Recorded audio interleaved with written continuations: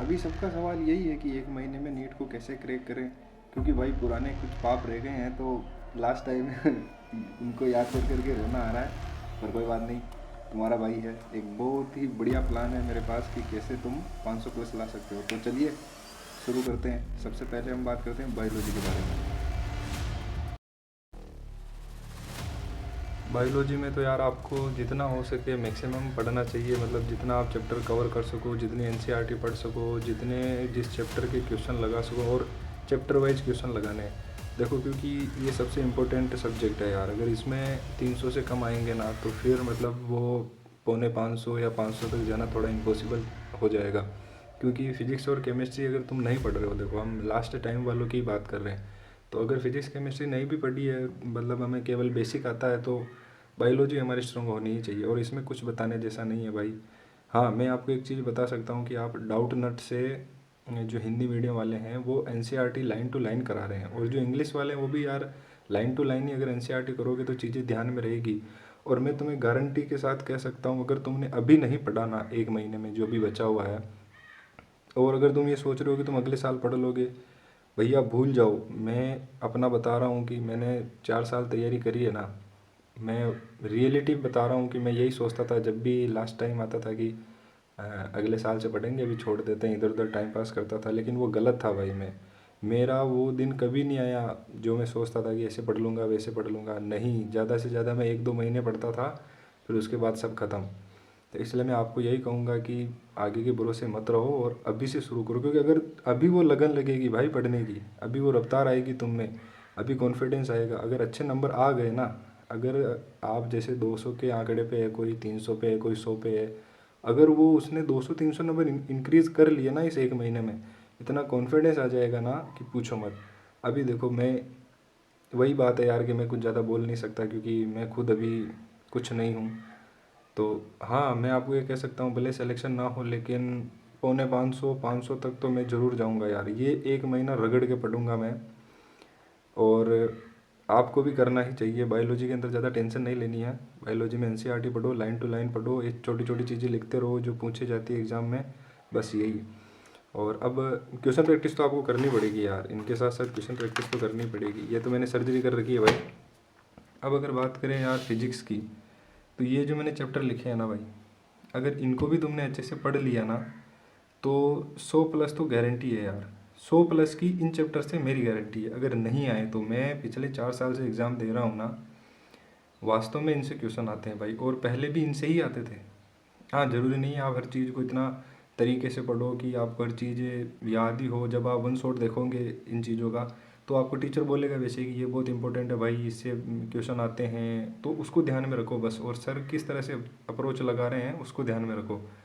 तो फिजिक्स का हो गया। और फिजिक्स के अंदर क्वेश्चन प्रैक्टिस तो आपको करनी पड़ेगी यार। देखो अगर ज़्यादा टाइम लगता है ना तो अपनी खुद की सीटिंग की एबिलिटी बढ़ाओ यार, तुम ज़्यादा पढ़ो। कि अगर तुम 2 या 3 घंटे फिजिक्स को दे रहे हो तो दिन का मतलब आप 1/3 पार्ट तो इसको दो ही दो यार, सबसे ज़्यादा इसको दो। फिर उसके बाद मैं प्रायोरिटी के लिए आपको कहूँगा बायोलॉजी, और फिर केमिस्ट्री। क्योंकि मैं इसी तरह से कर रहा हूँ, क्योंकि मुझे पता है मेरा ये वीक सेक्शन है ये दोनों। तो अब इनको मुझे कम से कम, इनमें मेरे को 100 नंबर तो लाने ही पड़ेंगे ना, 100, 80, 90 इनके आसपास तो मेरे को जाना ही पड़ेगा। थोड़ी इज्जत कमानी पड़ेगी ना भाई। इतने साल से जो गिरी हुई है हर बार 150, 150, 150, तो कुछ तो करना ही पड़ेगा, कहीं ना कहीं तो जाके टिकना पड़ेगा ना कि इतने नंबर आए हैं। चलो घर वालों को भी थोड़ा विश्वास है, अब कोई बात नहीं, कर लेगा यार अगली बार, इस बार रह गया तो कोई बात नहीं, अगली बार कर लेगा।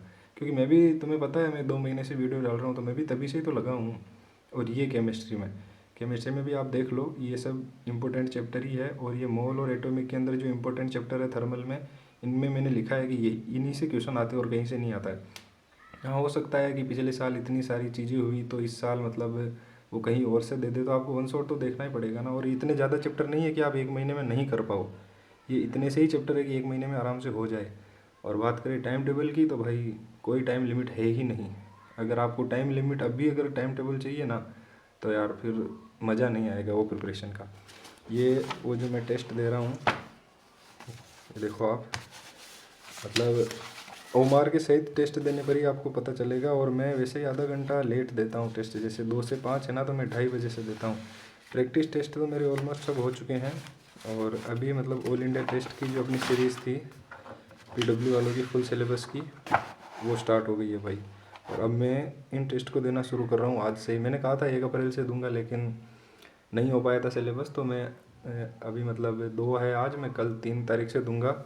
और ऐसा भी नहीं है कि मैंने सारा सिलेबस पढ़ लिया है, लेकिन जो पढ़ा है ना बायोलॉजी के अंदर, तो मैं आपको कह सकता हूँ कि 300 प्लस तो मैं मतलब एग्ज़ाम में ज़रूर जाऊँगा। 300 प्लस तो ये 1 महीना जो पढ़ लेगा ना भाई, वास्तव में वो जाएगा और आपको पता चलेगा कि नीट कुछ नहीं था और हमने इतना सब टाइम पास किया। क्योंकि मुझे ये रियलाइज़ हो रहा है कि यार मैंने क्या किया।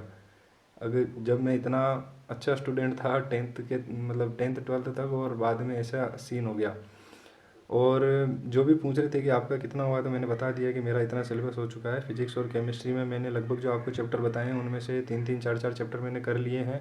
और मैं मतलब क्लास के साथ नोट्स बना रहा हूँ और फिर उनसे रिवाइज करके डायरेक्ट क्वेश्चन प्रैक्टिस कर रहा हूँ और टेस्ट के अंदर फिर उनको अप्लाई कर रहा हूँ। इससे ज़्यादा कुछ नहीं कि बार बार उनको पढ़ रहा है, नहीं क्या कर रहा है, शॉर्ट नोट बना रहा है क्या, मतलब फॉर्मूला वगैरह, ऐसा कुछ नहीं है भाई।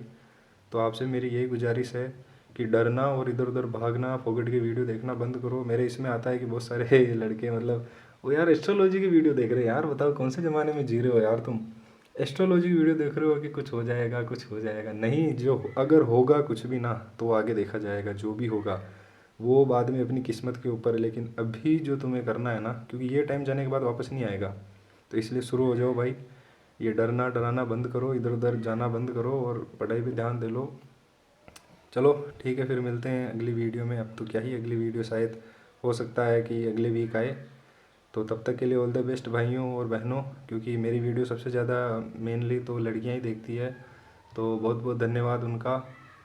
और आप अपना बताना कि आपकी कैसी तैयारी चल रही है और आपको क्या प्रॉब्लम आ रही है। मैं आपको रिप्लाई करता हूँ ना यार, मैं आपको इतने अच्छे तरीके से रिप्लाई करता हूँ। जो मैं खुद कर रहा हूँ मैं वही बताता हूँ, उसके आगे एक्स्ट्रा ऑर्डिनरी में कुछ नहीं बताता।